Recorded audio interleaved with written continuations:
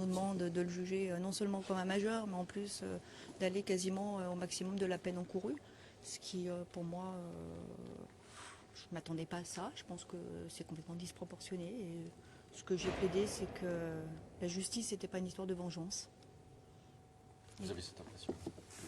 J'ai cette impression-là. J'ai l'impression, lorsque du côté du ministère public ou des parties civiles, on nous dise que la meute de journalistes attend des réponses judiciaires et des réponses fermes, j'ai dit que la justice n'était pas aussi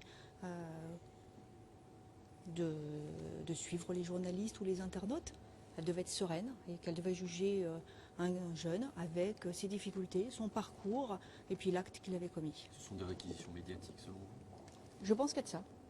Sincèrement, je pense qu'il y a de ça. Il a parlé de meute de journalistes. Un de mes confrères a parlé de meute de journalistes. Est-ce que son attitude pendant le procès l'a pas défavorisé? Je pense qu'il a dit ce qu'il a pu dire avec ses mots et avec ses difficultés. C'est-à-dire que c'est ce que j'ai pu aussi expliquer. Il a plus de facilité à écrire qu'à verbaliser. On ne lui a jamais appris à verbaliser, on ne lui a jamais appris à parler, on ne lui a jamais appris à exprimer ses souffrances. Il peut le faire par écrit, il a beaucoup de mal à le faire par oral. Donc c'est vrai que ça ne joue pas en sa faveur. Comment avez-vous plaidé la nouvelle chance que vous souhaitez que la justice donne à votre client? J'y ai plaidé en disant que d'abord c'était un enfant. Il a été décrit comme ça par un certain nombre de témoins, en disant qu'ils avaient en face d'eux un enfant.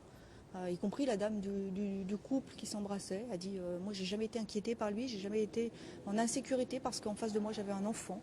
Ce mot a été repris par un certain nombre de témoins. Donc j'ai insisté là-dessus pour dire qu'il devait être jugé comme un enfant, comme un mineur qu'il était.